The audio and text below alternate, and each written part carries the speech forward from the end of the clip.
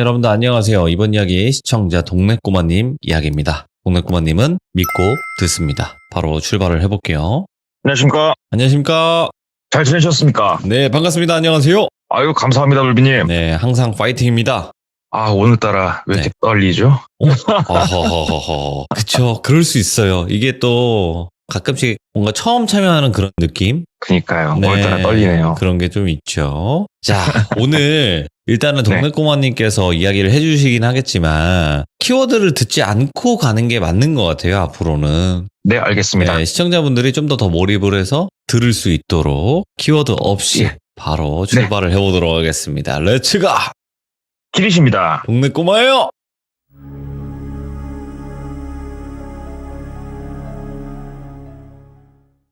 제가 저번 주에 말씀드렸던 좀 철없는 그 형님, 네. 그 형님이 몇 가지 얘기를 해주셨는데 네. 시간의 흐름대로 이 형님 해주신 다음 얘기를 한번 해보려고 해요. 이때가 16년도 7년도 이쯤으로 기억을 하시더라고요. 이 형님이. 근데 사실은 정확하게 말하면 제가 뭉뚱그려서 얘기를 하는 거고 이 당시 형님 나이가 이제 뭐 30 후반 이쯤 40 뭐 이쯤이라 생각하시면 될 것 같고 이제 이 형님이 저번 주에 말씀드렸던 그런 약간의 뭐 무당이 되고 싶은 여자와 얽혀서 조금 머리 아팠던 일을 이제 마무리 짓고 착하게 살려고 했었대요. 성질 죽이고 세상 착하게 살아야겠다. 하지만 사람이 이제 그 성질 어디 안 가거든요. 그래가지고 또 본 성격대로 재밌게 이제 놀면서 살고 계셨는데 이 형님이 아무리 뭐 속된 말로 망나니 짓을 하고 다녀도 아무리 아버지가 호적에서 파도 이 집은 무조건 모여야 되는 날은 있어요. 이때가 언제냐면 이제는 조금 간소화가 돼서 조상님들의 제사를 좀 합동식으로 한 날짜에 몰아서 제사를 드리고 선산도 좀 가보고 이런 식으로 이 제사에 대해서는 굉장히 양보란 1도 없는 집안이거든요. 그 형님 집안이. 근데 여긴 히스토리가 있었어요. 들어보니까. 증조 할아버지가 소장농이셨대요. 정말 가난하고 힘드셨다고 그러더라고요.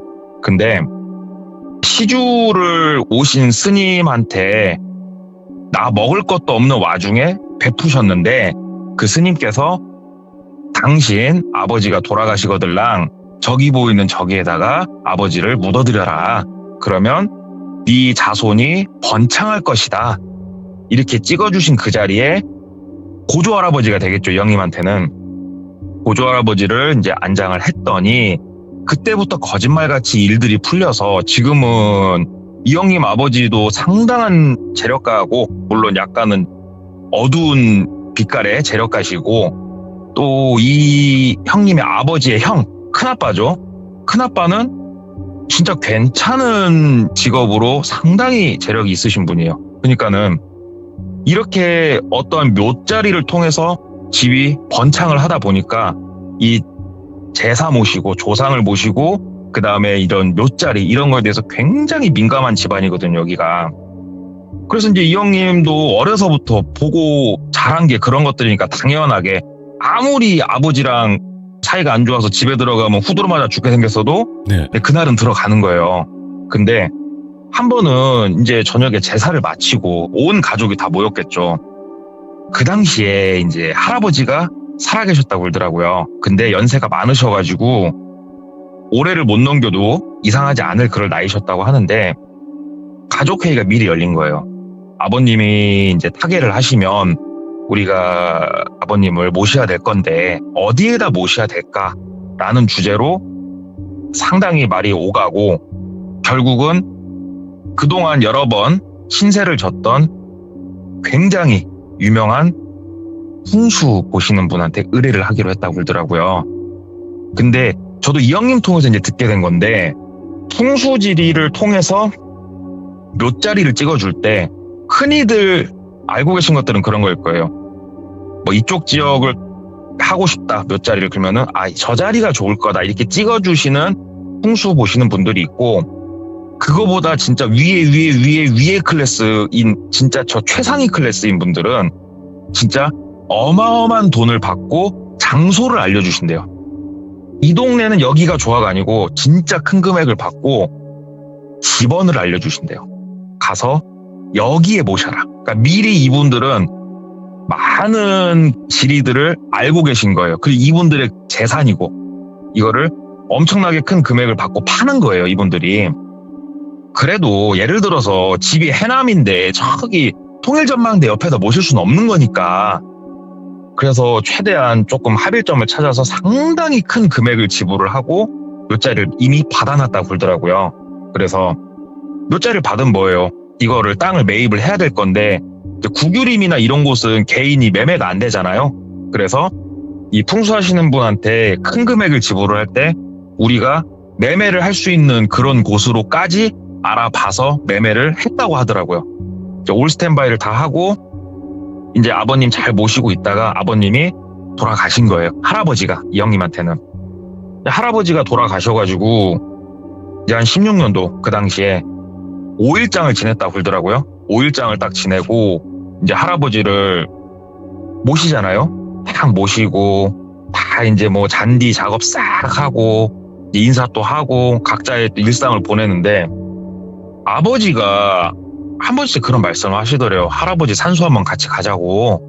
그래서 아버지 왜요? 나 오늘 약속 있는데. 그러니까 네가 약속이 매일 술 먹고 쌈박질하는 게 약속이니까 나한테 되도 않은 소리 하지 말고 나오라고. 그래가지고 이제 아버지랑 둘이서 참 불편하죠, 이 형님 입장에서는. 둘이서 할아버지 산소를 갔는데 뭐 달라진 건 없고 그리고 워낙에 좋은 자리라고 하니까 그냥 가가지고 술 한잔 치고 향 좀 피고 인사드리고 오고 몇 번을 그렇게 했는데 아버지가 계속 가시더래요. 그래서 물어봤대요. 아니 아빠, 할아버지가 그렇게 보고 싶어? 물론 나도 할아버지 참 좋아는 하는데 왜 그러냐면 할아버지가 손주니까 정말 이뻐했다고 그러더라고요, 이 형님을.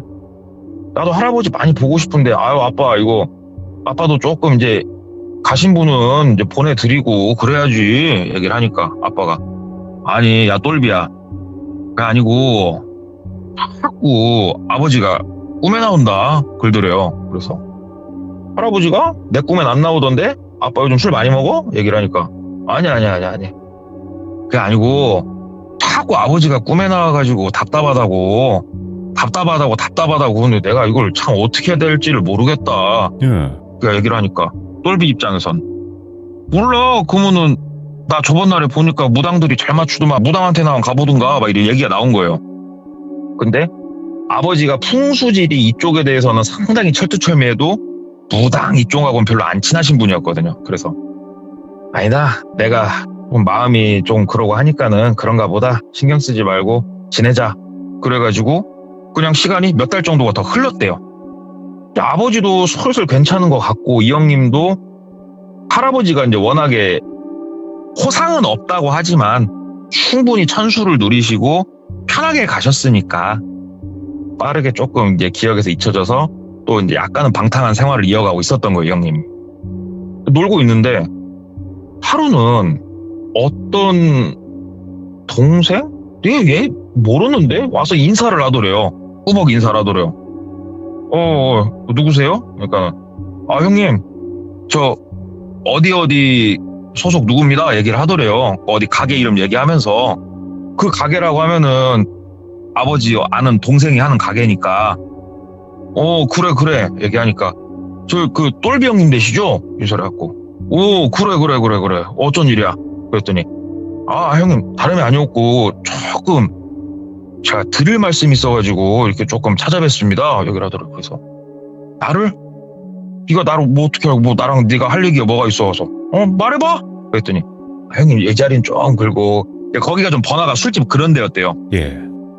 한쪽 가가지고 조금 조용한 데서 잠깐만 드릴 말씀이 있다고. 그래서 뭘까? 나한테 할 얘기가 뭐가 있을까? 그래 일로 와라 가자 담배 한 대 피자 해가지고 좀 이제 한적한 데로 갔대요. 그래가지고 말해봐라 얘기하니까 형님 저 다름이 아니었고 형님 이거를 아버지를 회장님이라 불렀대요. 회장님한테 이게 바로 제가 말씀드릴 짬바도 안 되고 말씀드려봤자 혼만 날 것 같아서 일단은 형님한테 말씀드리는데요. 저기 그 할아버님 계시지 않습니까? 얘기를 하더라고요. 그래서 그래 얼마 전에 돌아가셨지. 왜 제가 이게 어떻게 해갖고 제가 정보를 좀 입수를 했는데 말입니다 형님. 그 할아버님 산소를 누가 파헤쳤다고 들었습니다. 얘기를 하더래요. 그래서 우리 할아버지 산소를 누가? 나 한두 달 전에 갔었을 때도 아무 이상 없었어. 뭔 소리야? 그랬더니 아 형님 확인 한번 해보시지 말입니다. 그러더래요. 그래서 알았어. 야 너 연락처 뭐야? 그랬더니 연락처를 알려주더래요. 그래가지고 근데 형님도 아시지 않습니까? 회장님 귀에는 좀 제 이름이 좀 안 들어갔으면 좋겠습니다. 얘기를 하더래요. 근데 그럴만도 해요. 이게 뭐 만약에 진짜 가갖고 파헤쳐져 있고 이러면은 일 수습하고 아 그래 너 어디서 들었냐 아이고야 고맙다 하겠지만 가서 봤는데 멀쩡하면은 이 천하의 멋기가 되는 거예요. 어디서 그딴 소리를 주워 들어갖고 막 그딴 말 했냐고 또 두드러 맞는 거예요. 이해는 하니까 알았어 야, 내 선에서 확인할 테니까 어찌됐건 그렇게 네가 우리 집을 생각해준다니까 고맙네. 어냐 일로 와 해갖고 딱 돈 조금 쥐어주면서 가갖고 친구들하고 동생들하고 술 한잔 먹고 뭔 일 있으면 형한테 전화하고 가봐. 이제 보낸 거예요. 이걸 아버지한테 얘기를 해야 되나 말아야 되나 하다가 파헤쳤다니까. 그냥 내가 선상 가서 한번 보면 되겠다. 차로 한 1시간 반, 2시간만 가면 되는 거리였대요. 상당히 멀죠 그것도. 국도 타고 가니까 그 시간이었다고 하는데 가보자 하던 게 이제 미뤄져서 한 보름 정도 있다 가봤대요. 할아버지 선산에 혼자서. 이제 딱 가가지고 바람 쐴 겸 가가지고 이제 담배 한 대 피면서 슬렁슬렁 걸어 올라갔대요. 거기가 얘기를 들어봤더니 진짜로 몇 가구 안 사는 시골 마을 있잖아요. 그럼 시골 마을이 있으면은 마을 위쪽으로 논밭들이 있는 거예요. 농로죠, 농로. 농로를 따라서 쭉 끝까지 올라가면은 그 농로가 끝나는 지점에서 이 형님네 집에서 중장비를 들여가지고 길을 또 새로 뚫은 거예요. 산 위로. 사람이 좀 걸어 올라갈 수 있게 어느 정도. 쭉 뚫어가지고 이제 만든 자리인데 이제 차를 밑에다 받쳐놓고 이제 한참 걸어서 이렇게 올라가서 보니까 자리가 멀쩡하더래요. 예. 할아버지 멀쩡하게 계시고. 그래서 아니 얘는 어디서 그런 숭악한 소리를 듣고 참 자식. 그냥 가야겠다. 내려와가지고 차 타고 이제 가면서 그 동생한테 전화를 해봤대요. 전화 받더래요. 예 형님 하고 받더래요. 야 네가 얼마 전에 얘기해줘가지고 내가 오늘 아버지한테 얘기 안 했어. 와서 확인 한번 해보는데 선상은 괜찮은데 멀쩡한데? 그랬더니 아 형님 진짜입니까? 그러더래요. 그래서 야 너 왜 말을 자꾸 흐리냐? 진짜입니까? 야 말을 해. 말 흐리지 마. 얘기를 하니까 아니 형님 그게 아니고 말입니다. 오늘이 며칠이죠 형님? 그러니까 뭐 예를 들어서 오늘 10일 형님 14일 날 있지 않습니까? 14일 날 저녁에 거기를 또 한번 파헤친다는 것 같은데 형님 제가 형님 생각해가지고 어찌됐건 뭐 회장님 댁이고 하니까 드리는 말인데 그 할아버님 입관할 때 거기에다가 폐물이랑 이런 걸 많이 묻으셨나요? 묻더래요. 난 모르지. 아버지가 좀 잘 아시겠지. 글쎄 노잣돈은 좀 는 건 아는데 뭐 얼마 안 될걸? 왜? 뭐 그거 도구를 나오는데?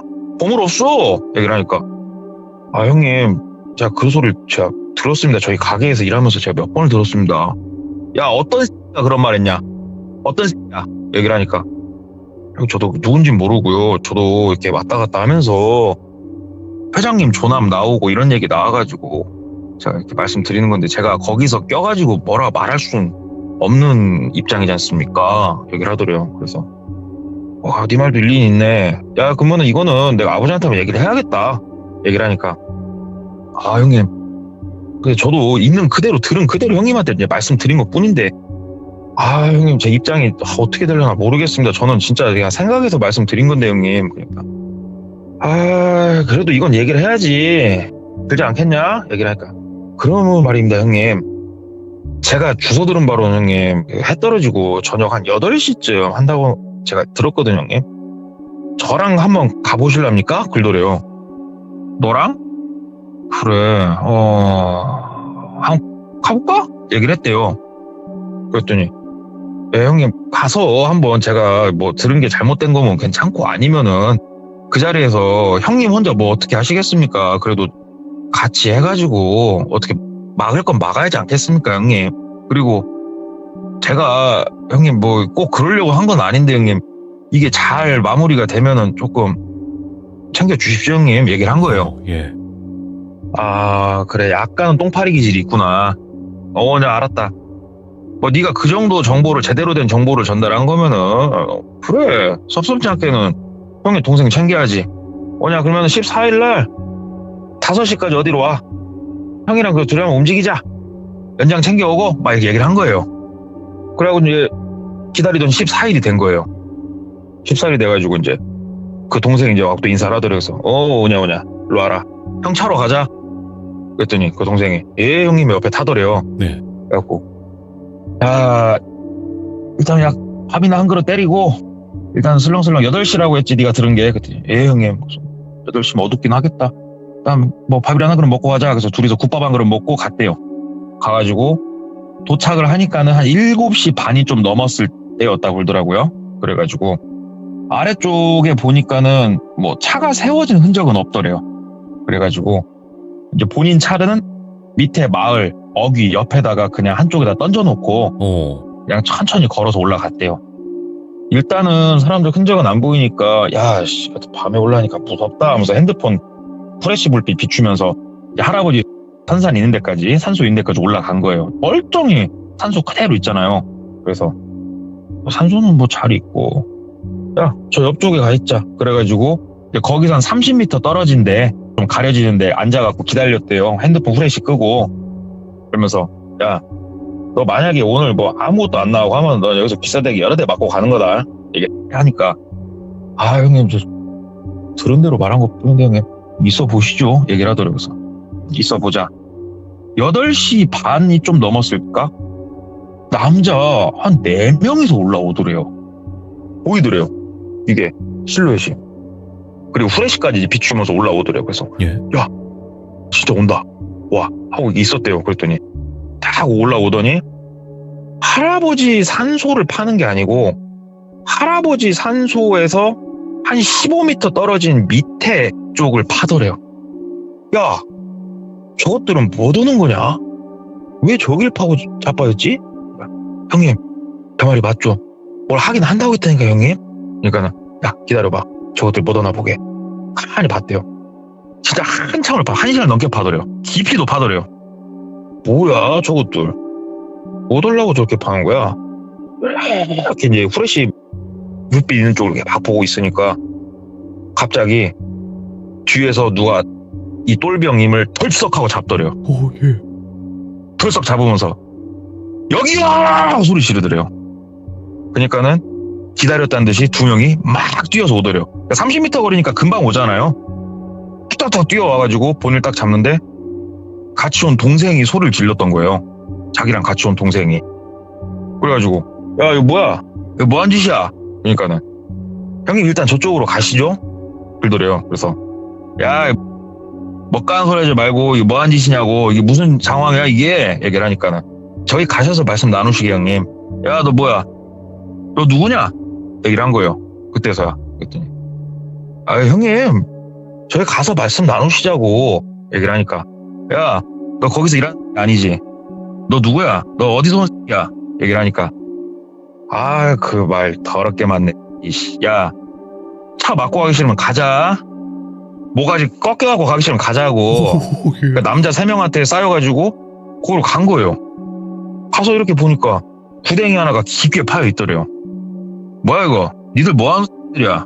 그러니까는 일단은 센터를 싹 쳐갖고 핸드폰부터 싹 뺐더래요. 싹 뺐고 니가 똘비냐? 그러더래요. 거기 계신 분 한 분이 나이가 좀 있으신 분이. 그래서 나 똘비요. 넌 누구요? 얘기를 했대요. 그랬더니 아 내가 누군지는 알 거 없고 네가 땡땡 회장님 아들 똘비 맞지? 나 잘 안 해. 니들 이거 감당할 수 있겠냐? 니들 대한민국에서 2다리 뻗고 살 수 있겠어? 나 이렇게 하고 얘기를 한 거예요. 예. 제가 몇 번 얘기했다시피 이 형님이 곧 죽어도 각오가 있어요. 그러니까는 되게 만족한 웃음을 지으시더래요. 탁 지으시면서 한 5kg? 7kg 정도, 그러니까 엄청 무거운 건 아니고 적당히 무거운 쇠로 된 족쇄 비슷한 거 있죠? 족쇄. 네. 발찌 같은 거를 자기 발목에다 하나만 채우더래요. 딱 채우더래요. 그리고 놔주더래요. 일 봤으면 가. 그러더래요. 본인한테. 똘비 이 형님도 이제 계산은 있잖아요. 옆에 삽도 들고 있고 남자가 토탈 5명이 자기를 싸고 있는 건데 뭐 본인이 이소룡도 아니고 야 니들 기다려. 야 니들 얼굴 다 확인했어. 딱 기다려 이 새끼들 하고 이제 막 뛰어 내려간 거예요 산을. 예. 근데 한쪽 다리에만 지금 족쇄가 채워져 있거든요. 이게 한쪽 다리에만 채워져 있다 보니까 잘 안 뛰어진대요. 뒤뚱뒤뚱 뛰어진대요 이게. 뒤뚱뒤뚱 뛰어가지고 본인이 한 50m 정도? 50m 좀 못 떨어졌을 때 그쯤 뛰어가고 있으니까 갑자기 저 위에서 가자! 그러더니 막 또 뛰어오더래요 그 사람들이. 막 뛰어와갖고 본인을 다시 잡더래요. 그리고 사정없이 패더래요 본인을. 그러니까 본인도 맞서 싸워보려고 했는데 이게 이제 마음처럼 안 되죠 사실. 영화는 영화일 뿐이니까. 직살나게 쳐맞고 다시 끌려서 올라갔대요. 그리고 이제 무릎을 딱 꿇고 있으니까 입에다가 헝겊 같은 걸 넣어가지고 재갈 비슷하게 물려버리더래요. 그리고 다시 놔주더래요. 입을 풀려고 하다가 다시 뛰었대요. 그러니까는 그쯤 떨어지니까 다시 와서 본인을 직살나게 두드러 패고 다시 잡아서 갖고 올라가더래요. 꼭지가 돌아버리겠더래요 이 형님이. 예. 그래가지고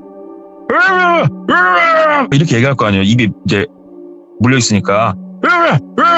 그러니까는 아유 잘 짖는다. 그래 집 지키는 그렇게 잘 짖어야지. 그러더래요. 이게 뭔 상황인가 싶잖아요. 자기를 약 올려도 유분수지.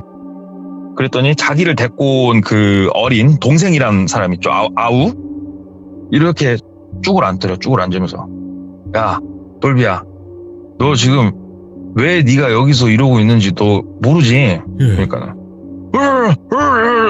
얘기를 하니까 알려줄게 내가. 저기 할아버지 누워 계신 자리가 저기가 기가 막힌 자리지. 니네 할아버지를 모실 정도면.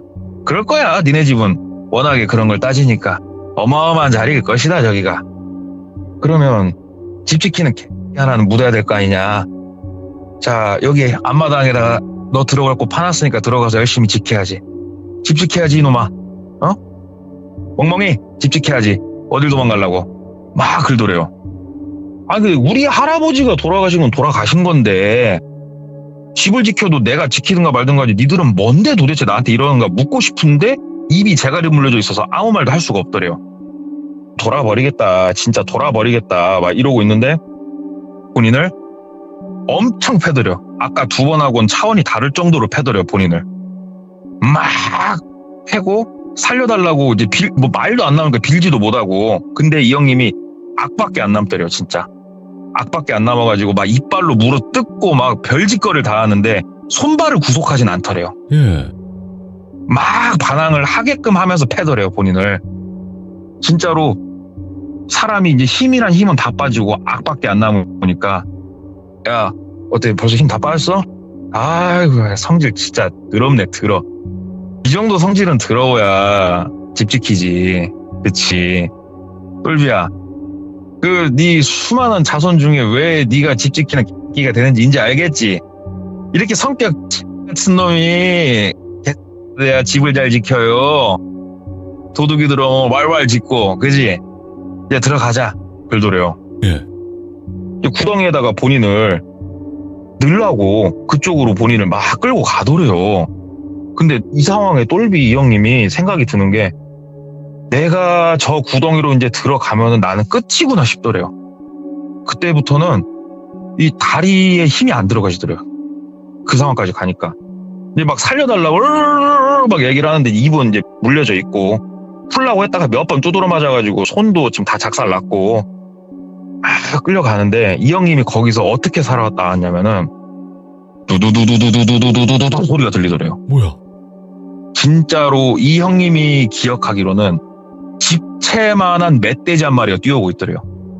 진짜 집채만한 멧돼지가. 예. 땅이 울리더래요. 멧돼지가 본인들 쪽으로 막 돌진을 하는데 사람들이 이제 똘비 형님을 끌고 가다가 본인들도 진동이랑 소리가 느껴져갖고 보니까 진짜 엄청 큰 멧돼지 한 마리가 널러오고 있으니까 일단 똘비 형님 던지고 막 도망간 거예요. 그때 멧돼지가. 본인을 받을 줄 알았나 봐요. 피냄새를 맡고 왔나 어쨌나. 근데 멧돼지가 막 뛰어오더니 똘비 형님 말고 다른 사람들을 막 향해서 받으려고 그렇게 달려가더래요. 그래가지고 몇 명은 도망가고 한 명은 다쳤대요. 물어 뜯겼다고 그러더라고요, 멧돼지한테. 이제 이 상황에 똘비 형님은 살 수 있는 길은 지금 이 순간뿐인 거예요. 그래가지고 손발을 구속을 안 했다고 했잖아요. 근데 족쇄는 뭔가에 채워져 있어서 안 끌러졌고 일단은 입에 물려있는 것부터 뺐대요. 뒤에 풀어갖고 빼고 일단 살아야 되니까 본인도 막 이제 옆에 나무 짝대기 하나 이렇게 굴러다니는 거 주워가지고 막 가려고 하는데 어두워갖고 누가 보이진 않고 어딘 난 잘 모르겠는데 멧돼지한테 다친 놈은 앞에 보이더래요. 저기 앞에 자빠져 있더래요. 그래가지고 막 그 자식한테 달려갔대요. 달려가니까는 뭐 정신을 잃은 건 아니고 그냥 해롱해롱 하고 있더래요. 엄청 고통에 몸부림치면서. 그래가지고 일단 가가지고 그놈 멱살을 잡고 주변을 훑어보는데 멀리서 한 놈 한 놈 보이더래요. 그래가지고 핸드폰을 막 뒤졌대요. 이 사람이 혹시 핸드폰 갖고 있나. 막 뒤졌더니 핸드폰이 있더래요. 그래가지고 핸드폰 빼가지고 이 상황에서 이제 잠금이 돼 있으니까 어떻게 할 수는 없는데 119하고 112는 신고가 되잖아요. 비상전화가. 그래가지고 112에다 신고를 했대요. 그래가지고 여기 어디 근방 어딘데 나도 정확하게 집어는 솔직히 모르겠는데 나 사람 좀 살려주라고 막 전화를 한 거예요. 막 전화를 하니까는 거기서 일단은 그쪽 마을 이름을 얘기했으니까 그럼 그쪽으로 일단은 뭐 가보기야 가보겠다. 조금 느릿느릿 말씀하시더래요. 그래가지고 빨리 와달라고. 나 시간 없다고. 나 살아야 된다고. 그러니까 일단 알겠습니다. 뭐 그쪽으로 가보겠습니다 하고 이제 전화를 끊은 거예요. 그리고 핸드폰은 이제 본인 주머니에 넣어놓고 나무를 끈지르면은 끝이 뾰족하게 되잖아요. 그거를 이제 그 사람 모가지에 대놓고 막 외쳤대요. 가까이만 와봐. 이 목에 빵꾸 나가지고 피 질질 나오는 거 니들 보게 될 거니까 가까이만 와봐. 하면서 이제 막 이 형님도 어떻게든 버텨야 되는 거예요. 근데 이 사람 목숨 따위는 안중에 없이 본인한테 오면 본인은 그냥 끝나는 거예요. 또 어떻게 보면. 그랬더니 몇몇이 멈춤 하더래요. 가까이만 와봐. 좀만 더 가까이 와봐. 쑤신다. 가까이만 와봐. 막 이러고 이제 시간을 보내다가 안 되겠는가? 너 일어나 해가지고 이제 붙잡고 일어나고 본인도 일어나기 힘든데 허리도 아프고 막 이제 걸은 거예요. 이제 아래쪽으로 조금씩 이 사람 목에다가 그 뾰족한 거 갖다 대놓고 나무 같은 거. 물론 지금 와서 생각하면은 그걸로 쑤신다고 뭐가 푹 들어가고 그럴 것 같지는 않대요. 근데 그 상황에서는 그냥 그게 진짜 뭐 흉기같이 본인은 생각이 됐대요. 그걸 막 대놓고 막 이렇게 내려가면서 가까이 와보라 하면서 이제 어느 정도 밭 같은 게 보일 정도로 내려가는데 시간이 좀 걸렸죠. 한참 내려가고 밭을 중간 정도 내려오니까 저 밑에 반짝반짝 하는 게 보이더래요. 여기요! 하고 막 소리를 질렀대요, 위에서. 그러니까는 그 경찰차가 어느 정도 올라오다 차가 올라올 수 있는 데까지만 올라오고 내려서 이제 막 뛰어서 와주시더래요. 그래갖고 여기다고 이 때문에 나 이런다고. 그랬더니 신고하신 분이 누구냐고. 나라고. 그랬더니 일단 둘을 다 데리고 가더래요. 근데 얘기를 했대요. 저 위에 좀 보라고. 일행들 있다고. 여기 같이 한 공범들 있다고. 그랬더니 일단은 무전을 치고 추가 인력을 부른 후에 어떻게든 했는데 다른 사람들은 못 찾았고 일단은 본인하고 그 사람 둘만 파출소에 간 거예요. 파출소에 갔는데 똘비가 지금 물론 상해는 이제 많이 입었죠. 상해는 많이 입었고 자기가 잡아온 사람은 얘기하더래요. 내가 때렸다. 나 혼자 때렸다. 근데 구덩이에다 묻고 이럴 생각은 없었다. 구덩이를 우리는 판 적이 없다. 갔더니 구덩이가 그냥 파져 있었는데 이 사람이 왜 그렇게 말하는지 모르겠다. 이 사람은 평상시 행실이 안 좋아서 솔직히 억한 심정이 있어서 때려주고 싶었다. 인정을 해버리더래요. 그냥 그런 식으로. 똘비도 이제 어이가 없고 그리고 똘비도 막 때렸잖아요. 이 사람을. 쌍방이 돼버렸고. 그 아시죠? 정당방위 이런 거 대한민국에 없는 거 아시죠? 무조건 쌍방이에요. 이거 다 필요 없어요. 이거는 거의 이제 쌍방폭이 돼버렸고 일단은 삼촌한테 전화를 했어요. 전 얘기도 나왔던 그 삼촌 이래저래 해갖고 잡아놨으니까 좀 오시라고. 그랬더니 파출소 가서 좀 얘기 나누고 있으니까 삼촌이 널러 왔더래요. 널러 와가지고 하여간 그 삼촌은 그 얘기를 들으면서 참 신기하다고 느꼈던 게 그 와중에서도 바카스는 꼭 사갖고 오셨더래요. 그래갖고 경관님들 파출소 거기다 바카스 한 명 탁 건지면서 수고하십니다. 똘비 삼촌 되는 사람입니다. 그리고 뭐 전화도 받고 왔는데 일이 어떻게 됐나요? 들으면서 얘기를 들어보니까 뭐 쌍방인데 이게 참 그네요. 그거 상호간에 그냥 뭐야 넘어갈 수 있으면 뭐 그렇게 하시는 건 어떻겠습니까? 막 이런 식으로 막 얘기를 풀어 나가더래요. 삼촌이. 삼촌은 뭔 소리야? 삼촌은 뭐 이렇게 끝내려고 쌍방 말도 안 되는 소리 하지만 삼촌 얘기를 하니까 삼촌이 뒤통수를 탁 때리더래요. 탁 때리면서 얘가 철이 좀 없습니다. 경관님들 막 웃으면서. 예. 그래가지고 이제 날 밟고 둘이 나왔어요. 쌍방으로 서로 합의하에 이제 종료하는 식으로. 그게 뭐 원래 되는지 안 되는지 모르겠는데 그렇게 딱 삼촌이 심하이를 지어주더래요. 그래가지고 나와가지고 이제 그 사람하고 같이 나왔대요. 삼촌이 갈 길 가쇼. 앞으로 이제 착하게 사쇼. 똘비 너도 착하게 살고 하고 삼촌이 본인을 삼촌 차에 태우고 막 가버리더래요. 똘비를. 삼촌은 잡아 죽여봐야지 삼촌은 막 그러니까는 기다려 이 새끼야 그러더래요. 그러더니 삼촌이 한참 어디로 가가지고 기다리더래요. 산 쪽에 세워놓고. 그러니까는 차 한 대가 오더래요. 그리고 그 차에는 아까기가 실려있더래요. 뭐야? 삼촌 그럼 그렇지. 그랬더니 삼촌이 야, 저 안에서는 뭐 말을 할 수가 없어. 분리도 없고 데리고 나와서 물어봐야지 하면서 한쪽으로 데리고 가가지고 이제 취조를 시작을 했대요. 그 사람을. 근데 경찰서에서는 우리는 뭐 땅구녕을 판 적도 없고 어쩌고 막 그런 얘기를 했잖아요. 근데 일단 이쪽으로 끌려오니까 이 사람도 이제 본능적으로 느꼈겠죠. 여기서 내가 개소리를 하면은 뼈도 못 추리겠다. 똘비 이 사람하고는 차원이 다른 사람들이면 이런 게 아마 느껴졌나 봐요. 그렇다고 이 삼촌이 막 그 우리 영화에 나오는 칼 들고 이러신 분은 아니에요. 얘기 들어보니까 그냥 험상궂게 생기고 그런 분이라고 하는데 얘기를 들으면서 충격적인 걸 듣게 된 거예요. 똘비가 할아버지 선산에 파묘가 됐던 게 맞는 거예요. 예. 파묘가 됐는데 왜 파묘를 시켰냐? 파묘를 하고 할아버지 관이 있을 거 아닙니까? 그렇죠. 요 관 위에다가 자기의 아버지 관을 밀어 넣은 거예요. 그리고 집 지킬 개가 필요하다고 해서 제일 성격들은 똘비를 집 지키는 개로 묻으려고 했던 사람들인 거예요. 이게 가당키나 한 소리인가 싶더래요. 똘비가. 올라가보자. 파보자.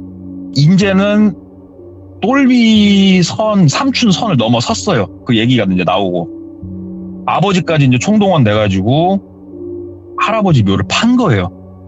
그랬더니 진짜로 관이 하나가 위에 얹어져 있더래요.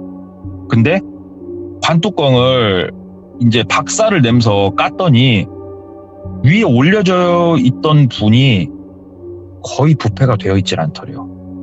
뭐 돌아가신 지 하루 정도 되신 분, 이틀 정도 되신 분? 그런 모습이더래요. 이게 어떻게 된 건가? 아직 집에 안 보냈으니까.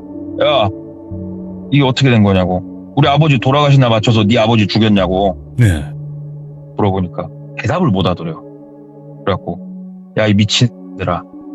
진짜로 우리 아버지 돌아가신 날 맞춰서 여기에 니네가 무혈 입성하려고 니네 아버지를 니네 손으로 보낸 거야? 이 미친들아 말을 해봐. 그랬더니 그건 아니다고. 진짜 그건 아니다고. 뭔데 그럼? 말해봐. 그랬더니 뭐 얘기를 하더래요. 그래서 이 얘기를 듣고 너무 기가 차고 진짜 말이 안 나와서 이 사람이 말한 이 사람 기밀 아지트까지 간 거예요. 거기에 가봤더니 뭐가 있었냐면 우리 영화나 이런 거 보면은 냉동 창고에 시신을 이렇게 넣죠. 우리 이렇게 뭐 CSI나 이런 거 보면은 나오는 거 있죠. 이렇게 부르륵 빼서 보는 거.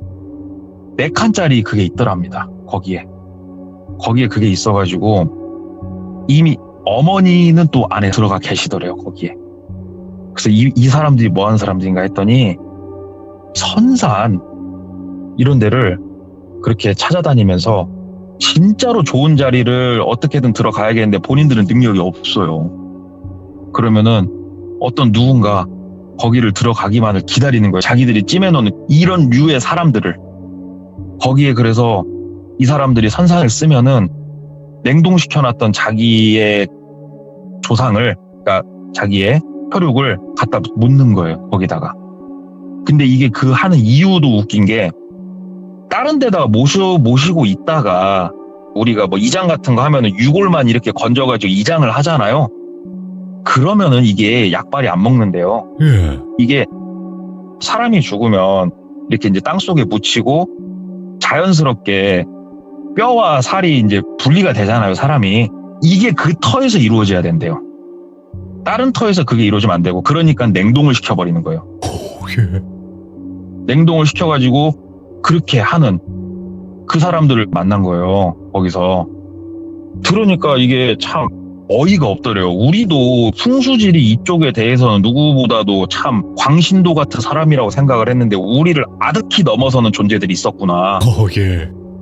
그러면서 이제 진짜로 나를 자기 그 아버지가 큰 대궐에 무료 입성을 했고, 그 뭐 노비 겸 집 지키는 개가 필요하다고 하니까는 진짜 나를 갖다 묻어가지고 그렇게 하려고 했구나. 이거는 못 찾겠다. 내가 거기에 묻혔으면. 누가 상상이나 하겠어요? 자기 선산에 자기가 묻혀 있을 거라고 주변 누가 상상을 하겠어요, 그걸. 예. 진짜 이런 미친놈들이 있구나 하면서 물어보니까, 이 방법을 얘네들이 혼자서 개발해낸 게 아니고요. 예. 얘네들도 어디선가 조언을 들었고 또 이런 얘기를 해줬대요. 대한민국의 소위 이쪽 진짜 잘 나가시는 분들 중에 풍수에 대해서 너무 진중하게 생각하시는 분들, 그런 분들 몇 자리 몇 개는 파보면 재밌을 거라고. 오. 그런 얘기를 했다는 거예요, 이 사람이. 예. 잘 생각해보니까 그네. 내 조상 묘를 파볼 생각은 안 하잖아요, 다들. 어떤 큰 일이 있지 않는 이상. 그렇죠. 이런 일이 있구나. 진짜 이런 일이 있구나. 그래서 이게 오늘은 뭐 스펙타클하고 진짜 막 엄청 쫄깃해하고 이런 류의 얘기는 아닌데, 이 형님이 그 집 지키는 멍멍이가 될 뻔했던 이 두 번째 얘기. 근데 나는 동네꼬마님께서 마지막에 이렇게 이야기를 잔잔하게 해주실 때 있잖아요, 정리하면서. 예예. 너무 소름 끼쳐요, 이때. 어떻게 이거 왜 소름이 나아지지가 않냐? 과찬이십니다. 이거 완전. 돌비님도 돌비님한테 두드러 맞으면서 얘기하다 보면 이렇게 늡니다. 자, 오늘 이제 방송 끝나고 나서 이제 무덤 하나, 묘자리 하나 파놓을게요. 아휴. 네. 살려주세요. 살려주세요. 아니, 이거 완전 무덤 사냥꾼이네, 진짜. 네, 무덤 사냥. 제가 그래서 돌비님께 보내드린 키워드가 예. 그래서 그거였죠. 그쵸, 저에게 오늘 무덤 사냥꾼이라고 얘기를 해주셨거든요. 근데 이거 진짜 이런 무덤 사냥꾼들이 있구나. 그러니까 한마디로 말하면 풍수에 미친 사람들인 거잖아요. 그쵸. 내가 그 자리를 들어가는 것보다도 중요한 게, 힘있고 권력있고 기가 센 집안에 누가 들어와 있을 때 그 위로 들어가야 되는 거예요. 단순히 그 터를 넘어선 플러스 알파가 필요한 사람들이에요, 그 사람들. 예. 얘기를 들어보니까. 그 터만 필요했으면 그 터만 샀겠죠. 근데 예. 그게 아니고 진짜로 굉장히 기가 세고 좋은 집안의 어르신이 들어가면 그 위에 들어가야 되는 거예요. 그것도 굉장히 좋은 풍수지리로 좋은 자리에. 야, 네. 그렇게 해야 이제 그들이 말하는 약발이 듣는다. 그쵸. 그리고 거기서 내 조상이 뼈와 살이 분해가 되는 그 과정을 거기서 겪어야 되는 거고요. 소름 끼친다. 디테일하게 들었는데 사망 신고를 하고, 예.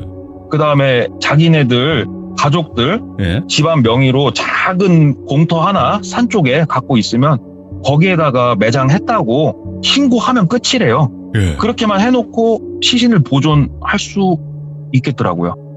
현행법으로 그렇게 할 수가 있대요. 이 형님이 저한테 말해준 게.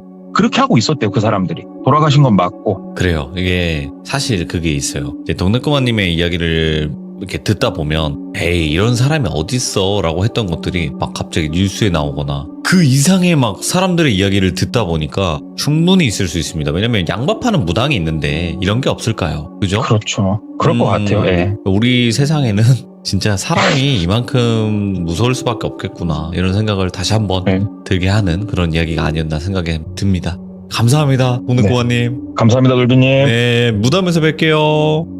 들어가십시오. 감사합니다. 네. 자, 여러분들, 오늘의 이야기는 무덤 사냥꾼에 관련된 이야기였어요. 근데 풍수를 따지시는 분들은 제가 봤을 때도 엄청 따지시는 분들 많거든요. 생각보다. 저는 풍수를 안 따져요.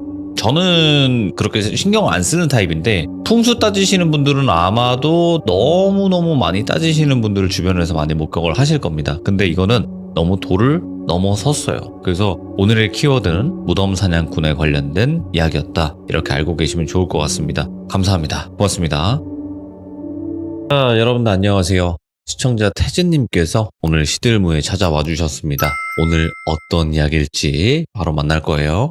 네, 반갑습니다. 안녕하십니까. 아이고 반갑습니다. 네네, 반갑습니다. 잘 지내셨어요? 네, 뭐, 잘 지내고 있죠, 항상. 항상 파이팅 하시기 바라겠습니다. 네, 감사합니다. 네. 자, 오늘 태진님께서 또 저번에 해주셨던 이야기가 너무 충격적이었어요. 정말 충격적이었죠? 그렇죠. 그 이야기를 제가 근데 얼마 전에 연락을 받았어요. 네. 아는 여자아이인데 돌비님 라디오를 보더라고요. 그래서 오빠 혹시 땡땡땡 이야기야? 이렇게 말을 물어보더라고요. 아, 예. 그래갖고 땡땡땡 이야기다 하니까는 오빠도 이게 돌비 참여했었구나. 돌비님 라디오 참여했었구나. 이러면서 얘기를 하다가 근황을 듣게 됐는데 지금도 연락이 안 된대요. 아, 아직도? 그 아이가 가장 친한 측근이었거든요. 예. 근데 그 아이도 지금 뭐 그 일 이후로 아직까지도 연락이 안 된다고 하더라고요. 일단은 뭐 좀 더 지켜봐야 되겠죠. 아직 네네. 뭐 시간이 좀 더 많이 지나긴 했지만 그래도 좀 더 한번 지켜만 보고 연락이 안 오실 수도 있겠지만 그래도 연락이 왔으면 좋겠네요. 진짜로. 저도 그런 같은 바람입니다. 네. 네. 자, 그러면 오늘 해주실 이야기는 예고 없이 바로 출발을 한번 해보도록 하겠습니다. 렛츠가! 길이십니다. 태지예요!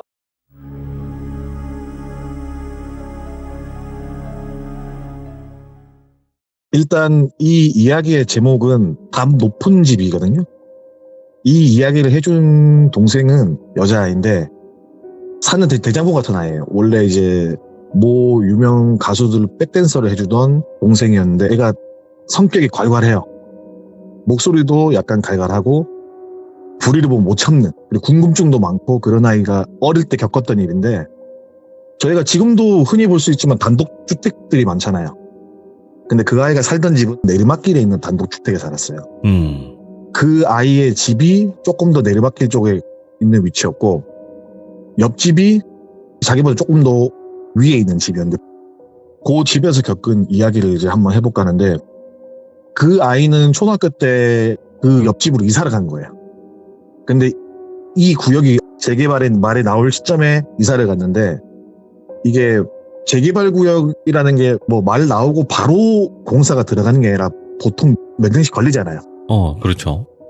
그 구역마다 다 이제 뭐 집 들어가서 막 협의를 받고 하니까는 못해도 한 10년은 살겠다 싶어가지고 재개발이지만은 그 집을 들어가 살았대요. 그렇게 살았는데 이제 학교에 등교를 하고 친해진 애들이 다 남자아이였어요. 그 아이는 아까도 말했지만 괄괄한 성격에 여자애들처럼 인형을 좋아하는 거나 그런 게 아니라 치마보단 바지를 좋아하는 아이. 학교에서 남자들이랑 잘 노는 여자애들 있잖아요. 그런 아이였는데 이제 친구들과 많이 친해졌어요. 친해지고 그중에 한 친구가 야 너희 집이 그 담 높은 집 옆이라면서 이렇게 말을 하는 거였고 예. 우리 집 그 옆이지 라고 말하니까는 거기는 이 동네에서 소문난 귀신의 집이라고. 오호. 그래? 뭐 아무도 안 사냐고 그러니까 살고 있어요 사람이. 그 집에 살고 있고 부모님들도 다 알고 있는데 그 집에 사는 사람들 얼굴을 본 사람들이 몇 명이 없어요. 그 집에서 10년 넘게 살면서 마을 사람들이 그 집에 누가 사는지 그 집 주인이 얼굴이 정확히 어떤 건지 아는 사람이 드물어요. 그 정도로 비밀에 쌓인 집이고 이 담도 주택을 보시면은 큰 대문이 있는 쪽 담은 그냥 일반 집이 똑같아요. 근데 양옆에 집들이 또 맞닿아 있을 거 아닙니까? 그쪽 벽만 높아요. 그러니까 누가 옆에서 보지 못하게끔.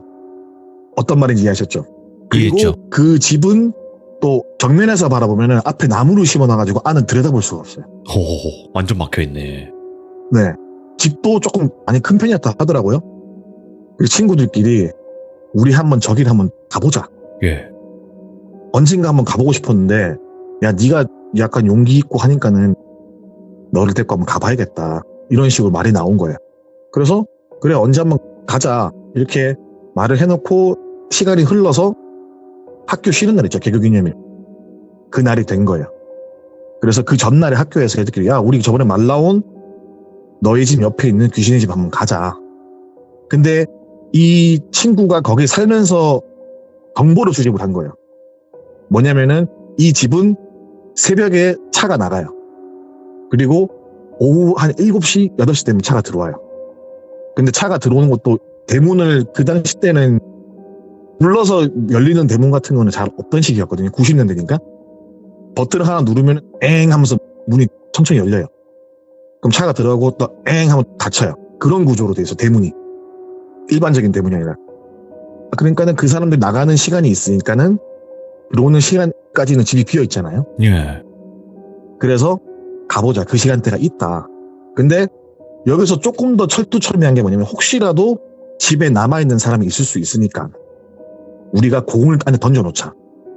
그러면은 누가 와서 너희는 누구냐라고 물어보더라도 저희는 공을 찾으러 왔다. 오호. 이런 식으로 머리를 짜내서 완벽한 빌드업을 세우고 거기를 간 거예요. 근데 이제 1층 정문 쪽은 말씀드렸다시피 턱이 높지가 않아요. 예. 그러니까 애들이 밟고 올라가면 넘어갈 수 있는 정도. 단지 나무들이 앞에 가려서 시야가 안 보이지만은 들어갈 수는 있었어요. 근데 거기에 손을 올려가지고 손을 짚는 순간 뭔가 이상한 게 묻더래요. 그래서 뭐야 하고 봤는데 유리 조각이랑 어릴 때는 몰랐지만 나중에 나이 먹어서 알게 된 게 그게 구리스였어요. 유리 조각에 구리스가 발려있는 걸 확인하게 된 거예요, 애들이. 근데 구리스 색깔을 보면 약간 갈색하고 약간 찐득찐득하잖아요. 애들이 보기에. 그래서 찝찝해서 안 되겠다. 우리 다른 루트로 가자. 왜냐면 유리 조각도 있고 위험하잖아요, 애들이.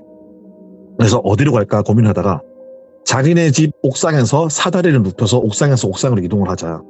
예. 근데 그 집과 집 사이가 틈이 그렇게 많지가 않았대요. 그래서 아이들이 자기네 집에 올라가서 사다리를 연결해서 건너간 거예요. 그 옥상을. 그런데 애들이 우르르 넘어가다 보니까는 발이 엉켜가지고 넘어졌어요. 네.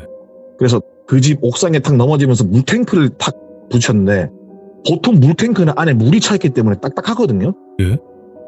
근데 부딪히는 순간 텅텅 거리더래요, 속이. 근데 사람이 살고 있는 집에 물탱크가 비어 있다는 게 말이 안 되잖아요. 왜냐면은 그 마을 전체 단수가 있던 것도 아니고 거의 공사를 하는 것도 아니고 아니면 사람이 안 사는 것도 아닌데 물탱크가 비어 있는 거예요. 근데 어릴 때는 잘 모르잖아요, 그런 거를. 그냥 뭐 물탱크가 비어 있네 하고 내려왔지만 나중에 생각했을 때 이상했다고 말을 하더라고요. 그래서 이제 1층까지 내려왔어요. 그 구조가 어떻게 되냐면은 전형적인 주택이에요. 옥상에서 내려오면은 2층으로 가는 베란다, 테라스 같은 게 있고 테라스 끝에 1층 내려가는 게 있고 그러면 2층 단독에 살고 1층 단독 살고 전형적인 옛날 주택인데 그 주택 색깔이 새까매요. 일단 기본적으로. 근데 새까만 게 이게 뭘 칠한 게 아니라 돌이 새까매요. 뭘로 만들었는지 모르겠는데 이 집 돌이 새까매요. 벽돌들이 다 새까매요. 그래서 뭐 이렇게 시꺼먼 집이 있나 이런 생각을 하면서 내려가는데 2층에서 이제 1층으로 내려가는 계단 앞에 2층으로 들어가는 현관문이 있었거든요. 근데 현관문이 열려있던 거예요. 그래서 야 그러면 우리가 2층부터 보자 라고 말을 했는데 그 발갈한 성격을 가진 여자아이, 제 동생이 야 2층에서 먼저 들어가면은 혹시나 발소리가 1층으로 들릴 수 있으니까 1층부터 가자. 아주 똑똑한 아이인 거예요. 그래서 1층으로 내려갑니다. 바로 1층으로 내려가서 마당을 바라보니까는 누가 땅을 까놓은 건지 모르는 건데 땅이 다 까져 있고 흙이 옆에 쌓여 있고 예. 여러 켤레의 신발이 여기저기 너저분하게 놓여져 있더래요. 근데 이 신발들이 뭐 작업화 이런 게 아니라 운동화, 구두, 전투화, 뭐 기타 등등 그러니까 여러 가지 신발들이 너저분하게 있더래요. 뭐지? 이러면서 그냥 별 생각 없이 1층으로 진입을 합니다. 근데 1층 문은 잠겨 있어요. 근데 이 집 구조랑 자기네 집 구조랑 똑같아요. 구조는. 그래서 야 여기 앞에 문 잠겨 있다. 근데 뒤로 돌아가면은 우측 끝에 보일러실이 있는데 보일러실 뒤쪽에 다용도실로 들어가는 문이 있다고 거기로 가보자고 했어요. 그래서 건물을 삥 둘러서 보일러실 옆에 있는 다용도실을 들어가게 됩니다. 거의 약간 단차 가져가지고 1층은 아니고 0.5층 정도? 지하는 아닌 그런 문이 하나 있어요. 조그마한 문이. 그러니까 지금 들어보면은 보통 주택에 보일러실 문 조그마한 게 있는 거죠, 옆에. 아, 예. 크지 않은 약간 좁은 애들은 갈 수 있지만 어른들도 한 명 이상 잘 못 들어가는 그런 그 정도? 그런 다용도실이 있었던 거예요. 그래서 그쪽 문을 여니까는 당연히 문이 열렸어요. 그 집으로 들어가는데 그 다용도실 들어가는 옆에, 정확히 말하면 집 뒤쪽이죠. 뒤쪽에 예를 들어서 막 가스통도 있고 뭐 막 많을 거 아니에요. 그때는. 그때 도시가스가 있던 시기가 아니니까는. 그때는 이제 가스통 같은 게 있었어요. 그 가스통 옆에 신발이 차분하게 놓여 있는 거예요. 예. 몇십 컬레가. 근데 이게 먼지가 쌓이고 거미줄이 쌓여 있는데, 웃긴 거는 이 신발을 안 신어서 버리기 좀 뭐 하고 해서 놔둔 게 아니라 그냥 누가 봐도 새 신발 같은 거, 아니면 몇 번 안 신은 거, 그런 거 있잖아요. 그런 신발들 누가 봐도 이 신발이 왜 그렇지. 그 동생 말로는 나이키 에어포스도 있었고, 그 당시에 귀한 조던도 있었고, 여러 가지 구두도 있었고, 색깔별로. 근데 먼지가 수북히 덮인 그런 신발들을 보고 일단 집으로 들어갑니다. 집으로 들어갔는데 1층이 웃긴 게 아무것도 없어요. 그러니까 누가 이사 나간 것처럼 집에 집기 같은 게 아무것도 없는 거예요. 1층에. 1층에 아무것도 없고, 그 뒤로 들어가면 주방으로 나옵니다. 다용도실로 들어가면은 반칸만 올라가면 주방 뒷문으로 나오거든요. 주방 뒷문 들어가서 바로 앞에 바라보면은 주방에 들어와 있는 상태에서 바로 앞을 보면 거실이 있고, 거실 왼쪽에 들어오는 출입구가 있고, 출입구 왼쪽 편에 방이 있고, 거실 맞은편 뒤쪽에 보면은 안방이 있고, 거실에서 주방 사이에 또 방이 하나 있는 그런 구조거든요. 그러면은 정확히 제가 이걸 듣고 느낀 게, 그 드라마 중에 응답하라 1988 보면은 예. 라미란 집 그 구조랑 거의 비슷해요. 예. 그거 생각하시면 편하신데, 그래서 안방을 가는데 아무것도 없어요. 근데 밑에 장판으로 뭐가 덮여 있어요. 그래서 열어봅니다, 애들이. 그러니까 이게 너무 이상한 게 뭐냐면은 장판은 똑같은 색깔인데 따로 잘라가지고 여기에 덮어놓은 것처럼 되어 있는 거예요. 공간이 있네. 네, 그래서 이걸 한번 들춰보는데 구멍이 나 있어요, 구멍이. 예. 그 안방 바닥에 구멍이 크게 나 있습니다. 그리고 사다리가 놓여 있어요. 그래서 순간 생각했을 때, 뭐, 내부 수리하나? 라고 충분히 생각할 수 있잖아요. 그래서 1층에 아무것도 없는 건가? 1층에 뭐가 안 돼서 구멍을 뚫어놓고 뭘 치우고 있는 건가? 이런 생각을 한 거예요. 그래서 애들도 생각보다 별로 무섭지는 않고 그냥 아무도 안 사니까는 무서울 게 없잖아요. 1층에. 1층에는 아무도 안 사나 보다 2층으로 올라가 보자. 라고 해서 2층으로 올라갑니다. 2층 문은 아까처럼 열려있고, 2층에 올라가니까는 그제서야 사람들이 사는 듯한 가정에서 쓰는 잡기 및 TV 이런 게 보여요. 근데 보통 가정집 가면은 4명이 산다 해서 밥그릇이 4개는 아니잖아요. 밥그릇, 국그릇이 4개는 아니잖아요. 숟가락, 젓가락이 4개씩 있진 않잖아요. 그죠? 왜냐면 손님들이 오거나 이러면은 컵도 더 여유분도 있어야 되고. 근데 누가 봐도 이 집은 4명을 위해서 세팅이 되어 있구나. 소파도 4개, TV 하나, 숟가락, 젓가락 4개, 밥그릇, 국그릇 4개, 이런 식으로 되어 있는 거예요, 집이. 옛날 시대면 더 뭐지? 많을 텐데, 그죠? 네, 그렇죠. 자취를 하더라도 그것보다 많거든요, 솔직히 말해서. 근데 아무것도 없어요. 그러니까 그 4세트 이후에는 아무것도 없는 거예요. 근데 웃긴 거는 방마다 이부제가 4개씩 펴져 있어요.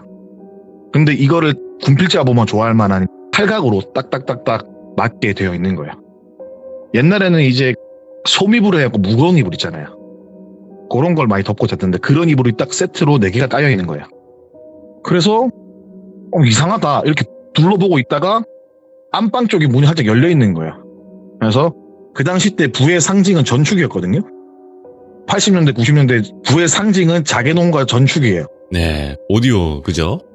그게 엄청 큰 거 그런 건데, 그거를 보이면서 뭐지 하면서 문을 열렸는데 누가 문을 벌컥 여는 거예요. 되게 인상이 좋은 아저씨가 방에서 나오시는 거예요. 너희들 누구니? 라고 물어보고, 그 동생은 벙쪄 있고 친구들도 어버버거리고 있고, 근데 동생은 머리를 빨리 굴렸어요. 그 전에 혹시라도 걸리면 뭐 하겠다 그랬어요. 공주로 왔다. 근데 공도 애들이 그냥 던진 게 아니라 화단 쪽 뒤에 일부러 던져놨어요. 찾기 어려운 데를. 그래서 저희가 다른 게 아니라 공을 주스러 왔다. 근데 공이 안 보여서 1층에 누가 사는지 가서 보니까 공사 중인 것 같아갖고 2층에 누가 세입자분이나 누가 주인분이 있으면은 공 좀 찾아달라고 혹시 보신 거 있냐고 여쭙기 위해서 들어왔는데 아무도 없어갖고 돌아보고 있었다 라고 말하면서 저희가 저기요 밖에서 엄청 많이 말을 했는데 혹시 못 들으셨냐고. 이 초등학생 머리에서 이 모든 상황을 말을 한 거예요. 이 여자애가. 예. 그러면서 그러냐면서 그럼 같이 공원 찾아볼까? 이렇게 말을 한 거야, 아저씨가. 예.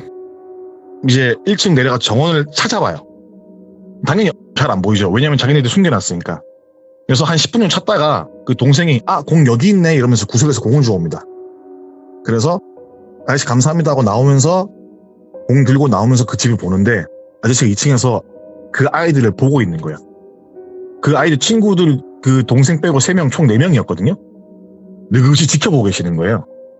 그리고 뭔가 무섭긴 했지만 별일 없었으니까는 이제 친구들끼리 놀이터에 가가지고 귀신의 집이니 뭐니 아니고 그냥 사람 사네 이러면서 뭐 별로 무섭지도 않네 이렇게 말을 하고 만 거예요. 왜냐면 그 집이 자체가 둘러싸였는데도 공포감이라는 게 1도 없었대, 애들끼리. 물론 4명이 가서 그런 걸 수도 있겠지만은 근데 이제 놀이터에서 그렇게 얘기를 하고 야 내일 또 만나서 놀자 이러면서 왜냐면 그때 개교 기념일 금요일이었고 토, 일은 원래 학교가 쉬잖아요. 근데 그 당시 때는 격주로 쉬었어요. 예. 그래서 원래라면 토요일까지 학교로 나가야 되는데 토, 일 격주로 쉬는 그 주에 개교 기념일 걸려가지고 금, 토, 일을 쉰 거예요. 쉽게 말해서. 예. 이제 그날 저녁에 동생은 집으로 왔습니다. 근데 몸에 힘이 없고 밥맛도 없고 집에 들어온 순간부터 땀이 자꾸 나면서 몸이 이렇게 너무 기운이 없지 이러면서 그냥 방으로 스르륵 빨려 들어가듯 잠을 자게 돼요. 네. 그리고 꿈을 꿉니다. 꿈을 꾸는데 어떤 검은 방에서 제가 눈을 떠요. 근데 분명히 방은 검은데 뭔가 보입니다. 근데 어떤 할아버지가 등지고 예.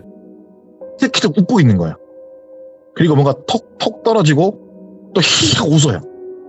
그리고 떨어진 바닥을 보면서 하나 둘 하나 둘 하나 둘 이렇게 하고 손가락으로 가르치는 모습이 보이더래. 뒤에서 그냥 그 몸 동작이 숫자를 하나 둘 세다가 히히 또 웃고 그러다 또 뭐가 툭툭 떨어지고 또 하나 둘 셋 하나 둘 셋 이거 또 히히 하고 웃고 뭐지? 라면서 동생이 할아버지 정면을 보려고 쓱 머리를 내미니까는 할아버지가 윗니를 빼면서 하나 둘 셋 하나 둘 셋 그다가 윗니 하나 더 빼고 하나 둘 셋 넷 히히 이러는 거예요. 위에 이빨을 4개를 뺀 거예요. 동생 눈이 마주칩니다. 여기서 동생이 흠칫 무서워서 이러고 있는데 할아버지가 피 묻은 손으로 동생에게 손짓을 하는 거예요. 너도 재미난 이빨 뽑기 해볼래? 이거 재밌다. 같이 할래? 히히 이러면서 동생을 잡으려고 일어나서 팔을 뻗어요. 동생은 놀라서 도망을 치는데 할아버지가 되게 앙상한 몸이었어요. 팔다리를 좌우로 흔드는데 키키키 이러면서 쫓아오는 거예요. 계속. 그러다가 동생이 꿈에서 깹니다. 근데 그 깨기 전에 머리 위에 종 같은 게 띵 하고 울리면서 깨요. 종인지 뭔지 모르겠지만은 그런 소리 들으면서 딱 깨요. 그래서 뭐지 하고 이렇게 있는데 온몸은 땀이고 머리에는 이제 수건 올려져 있고 이렇게 있는데 때마치 어머니가 들어오세요. 수건을 이제 찬물로 빨아갖고 오셔갖고 야 너는 뭐하는 애길래 들어오자마자 자가지고 낑낑대면서 새벽에 엄마 아빠 잠 못 자게 왜 이렇게 감기가 걸려 들어왔냐고 하루 종일 하면서 이거 엄마 나 몰라 너 놀다가 들어왔는데 어제라니 너 지금 일요일이야 이러는 거예요. 걔는 금요일날 저녁에 들어 잤잖아요. 하룻밤 꼬박 자고 일요일이 된 거예요. 일요일 아침에 일어난 거예요. 근데 그 꿈 자체가 되게 긴 꿈은 아니었잖아요. 동생 말로는 끽해봤자 10분에서 15분 사이 꿈이래요. 자기가 체감하기에는 10분에서 15분인데 이게 하루가 벌써 지나버렸다고? 이런 생각을 했습니다. 그래서 혹시 그 집 갔다 와서 이렇게 된 건가? 내가 그냥 뭔가 그 집에서 너무 얼어 있어가지고 기운이 빠져서 그런가? 라는 생각에 친구들한테 연락을 해봐요. 그때는 뭐 그 집 가서 귀신이 씌었다 이게 아니라 그냥 애들은 몸 괜찮은지 궁금해서 연락을 해보는데 3명의 친구 중에 2명은 연락을 받는데 1명이 안 받는 거예요. 그러니까 전화받으니까 어머니가 받으시면서 땡땡이 지금 감기 걸려 누워있다라고. 그래서 그럼 저희가 병문안 가도 되냐고 하니까 그래 와 이렇게 된 거예요. 가니까는 애가 땀 뻘뻘 흘리고 자고 있는 거예요. 새근새근. 그래갖고 아픈가 보다 이러고 말았죠. 나랑 얘랑 같이 너무 긴장을 했나 보다. 혹은 우리가 옥상에서 넘어오면서 다친 게 나오면서 긴장이 풀어져가지고 우리가 약간 그랬나 보다 라고 이런 식으로 대수롭지 않게 생각을 했대요. 근데 그 꿈이 너무 무서운 거예요. 그래서 혹시나 꿈을 또 꿀까봐 친구들한테 말을 했어요. 이제 병문안 갔다 나와서 놀이터에서 친구들끼리 앉아가지고 사실은 어저께 이러이러한 꿈을 꿨는데 오늘 혼자 자기가 무섭다. 그럼 친구들이 그럼 너희 집 자다가 자고 내가 학교 같이 갈까? 이렇게 말을 한 거예요. 그래서 그렇게 하자. 내가 우리 부모님한테 잘 말씀드릴게. 근데 이 아이는 여자아이입니다. 참고로. 이 부모님도 제가 뵌 적이 있는데 오픈마인드세요. 친구 잔다고? 자라 그래. 그래서 그 나머지 친구 2명이 자고 아침에 같이 학교로 가요. 그날 어제 꾼 꿈을 꾸진 않았어요. 그래서 그냥 개꿈이구나. 개꿈인가 보다 하고 학교로 등교를 합니다. 근데 전날 아팠던 친구는 지금 등교를 하지 않았고 담임 선생님 오셔갖고 땡땡이는 지금 아파서 병원에 있으니까 다들 감기 조심하고 반장 부반장 학교 마치고 쌤이랑 같이 병문안을 가자. 이렇게 마무리를 하고 끝나게 돼요. 그래갖고 친구들끼리 모여가지고 야 걔는 아직도 아픈가 보다. 감기 조심해야겠네. 이렇게 하고 말았는데 그때부터 한 달 동안 애가 등교를 안 해요. 그래서 많이 아팠나? 이런 생각을 하면서 그 집을 가니 집에 아무도 없어요. 친구 집을 가도 전화를 안 받고. 그러다가 한 달 조금 지나고 그 친구가 아프다는 걸 살짝 가물가물할 때쯤 등교를 하더래요. 아침에. 그러면은 보통 이제 수업 시간이 9시라고 치면은 9시 10분에 딱 들어오더래, 반에. 네. 담임 선생님이 그래갖고 그래 자리 가서 정리해 이렇게 말씀하시고 애가 자리에서 사물하면서 정리를 한 다음에 친구들한테 야 나 전학 간다 잘 지내? 라고 말하고 바로 전학을 가버렸어요. 친구가. 근데 이미 걔는 봤을 때 그 많이 아팠던 친구가 원래 뚱뚱했었거든요. 근데 애가 홀쭉해져 왔더래요. 예. 그래서 아침에 부모님 손잡고 전학을 가버려요. 그리고 친구가 전학을 가고 난 뒤에 그날 다시 그 꿈을 꿉니다. 같은 할아버지가 보이고 또 뭘 뽑아요. 근데 이번에는 아랫니를 뽑아요. 그때는 윗니를 뽑았잖아요. 근데 이번에는 숫자를 세는 게 아니라 그냥 한 번에 4개를 뽑고 그 이빨을 바라보면서 춤을 추기 시작해요. 오. 와 하면서 춤을 추기 시작한대요. 동생은 또 꾸면서 보면서 너 일로 와 춤춰 이러면서 막 이제 수줍게 할아버지가 이제 그 이빨을 뽑으면 피가 나잖아요. 근데 그 빠진 이빨살 손가락으로 막 이렇게 가리면서 약간 부끄럽게 말하면서 이거 이빨 네 거다? 이거 이빨 네 거다? 이러면서 같이 춤추자 이러면서 이거 이빨 네 거니까는 아직은 어리니까는 이빨은 다시 날 거야 이러면서 춤을 추면서 다가오더래 할아버지가. 동생은 무서우니까 도망치고 할아버지는 팔다리 흔들고 동생 잡았어요. 그래서 동생 입에 손을 넣고 이빨을 뽑는 거예요. 아랫니를 뽑으면서 이빨 네 거, 네 이빨 4개만 이러면서 이빨을 뽑더래요. 근데 아프기는커녕 뽑힐 때마다 기분이 너무 좋았대요. 뭔가 가려운 것을 긁어내는 느낌? 아랫니가 4개가 다 뽑히는데 이빨 4개가 다 뽑히고 그 할아버지가 손에 이빨 4개를 올려놓고 입에 피칠가봐 하시면서 웃으면서 네 이빨 이러면서 또 춤을 추기 시작하더래요.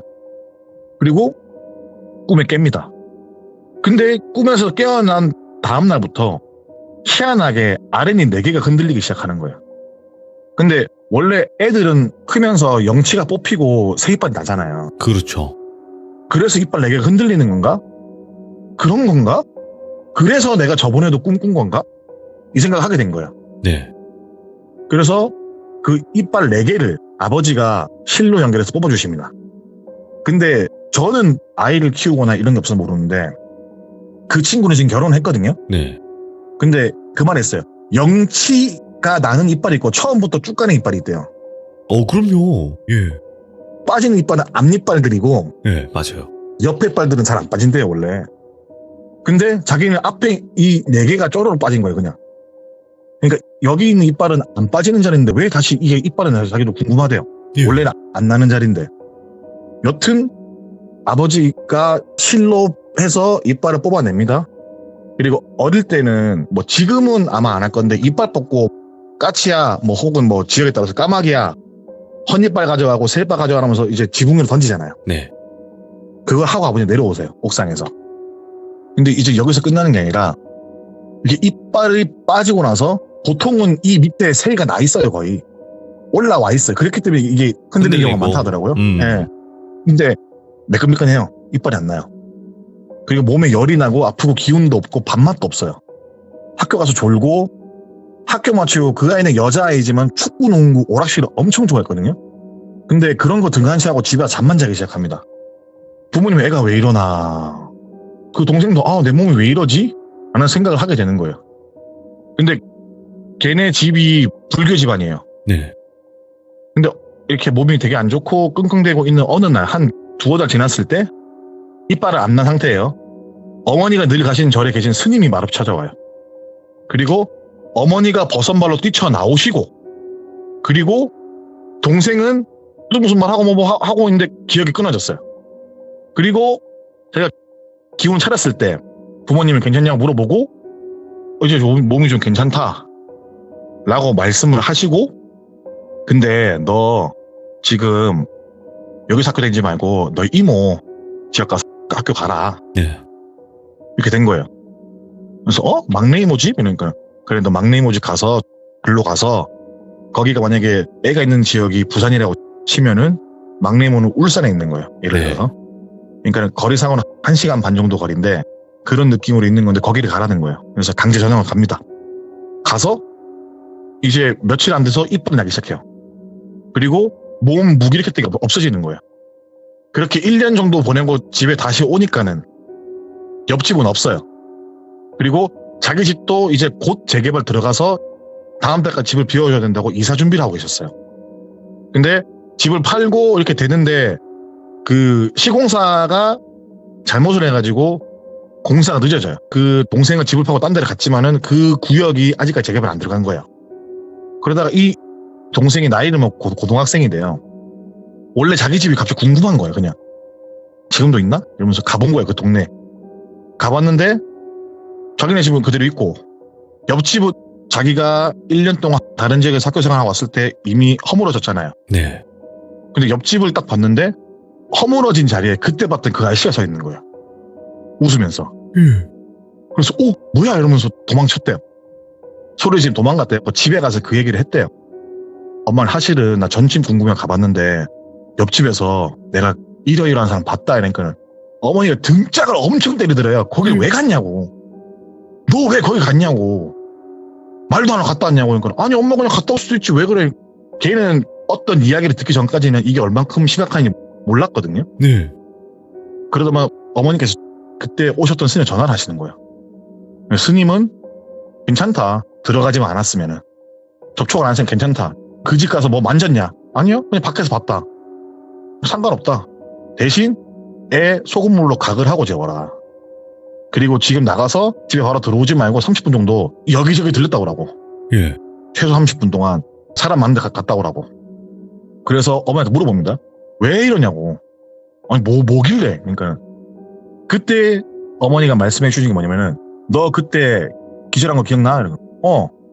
그리고 엄마가 너 기절한 거 일어났을 때 너 전학 가라 그랬지.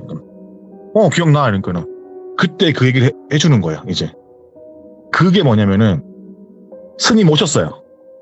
근데 그 스님이 말도 안 하시고 현관문을 넘지도 않고 현관문 밑을 지그시 바라보시다가 예. 팥 같은 걸 막 뿌리시더라고요. 현관문에.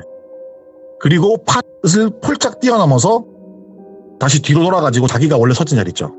현관문 바깥 자리. 거기다 굵은 소금을 서 있는 방향으로 뭐라 중얼중얼거리면서 계속 뿌리시더래요. 2, 3분 동안. 그리고 부모님은 뭔 일이지 하고 그냥 보고만 있던 거예요. 스님을. 근데 그렇게 뿌리시고 스님께서 말씀하시기를 너희들 왜 양밥을 놓고 있냐? 왜 애한테 양밥을 먹이고 있어? 이렇게 말을 하는 거예요. 왜 애 자는데 머리를 밟고 자는 애를 왜 자꾸만 춤추게 하냐? 왜 애한테 그러냐고. 그러니까 부모님은 무슨 말씀이시냐고. 양밥이 뭐고 그리고 저희가 자는 애를 왜 괴롭히냐고. 근데 스님이 그 기절한 동생을 방에 눕힌 아버지 따라가시면서 방문을 발로 차버려요. 그리고 동생 침대를 막 봐요.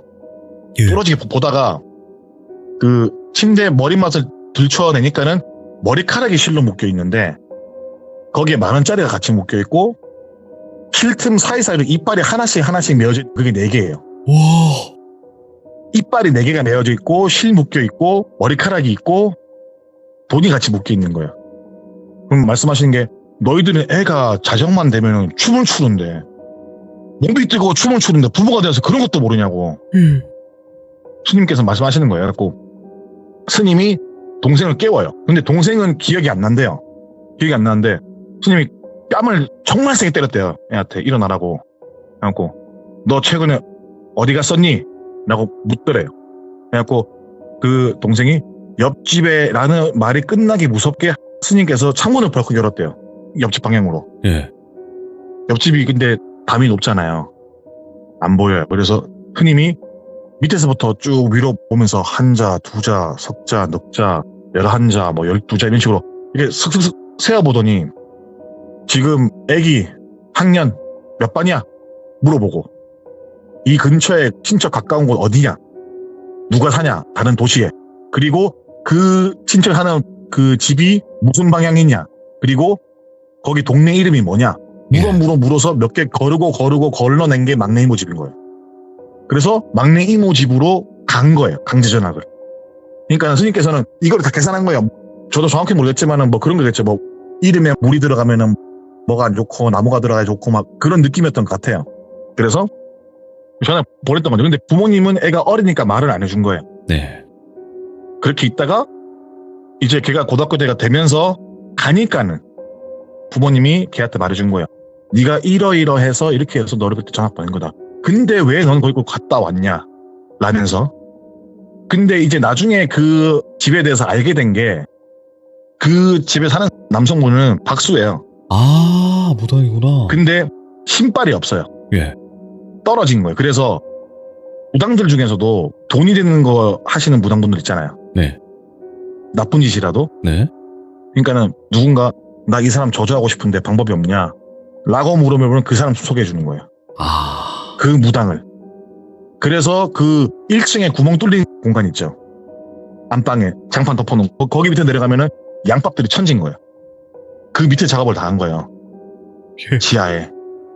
그러니까 그런 집을 들어가서 휘짓고 댕기니까는 집 주인이 애들 좋게 볼 리가 없잖아요. 예.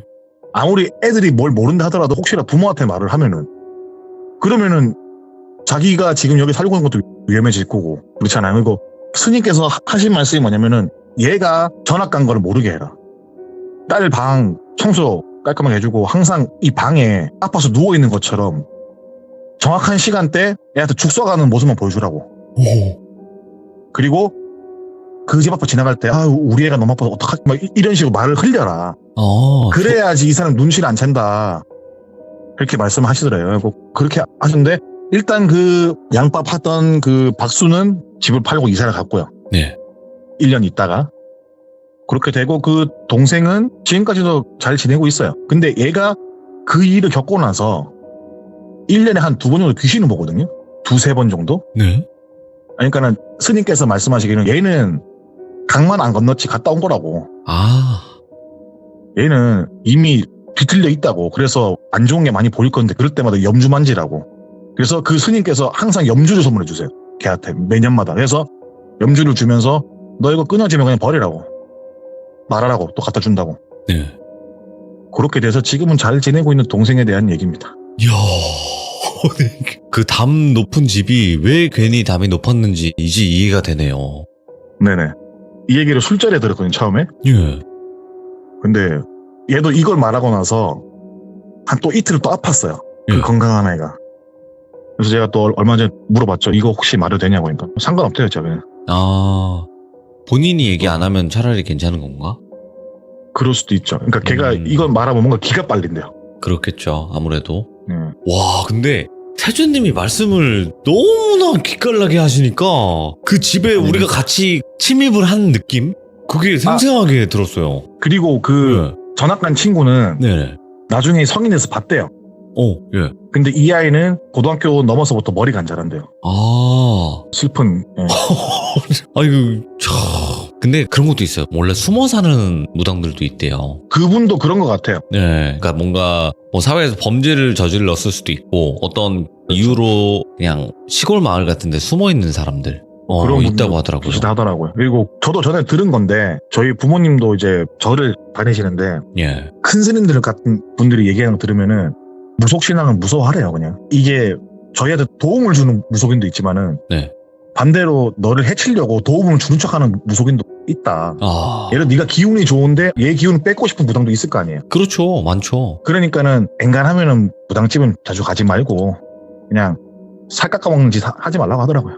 근데 가시는 분들이 워낙 많아가지고 그거 그건 제가 못 막아요. 그거는 이제 포기했고 말씀은 많이 드리긴 하는데 갈 사람은 가더라고요. 네, 뭐 자신의 맞습니다. 선택이니까 그 선택에 대해서 그건 책임을 맞죠. 질 수밖에 없는 것 같아요. 네, 오늘 태진님께서 너무너무 소름 끼치는 이야기 잘 들려주셨습니다. 감사합니다. 아닙니다. 수고하십시오. 다음번에도 다른 이야기로 찾아와 주세요. 알겠습니다. 감사합니다.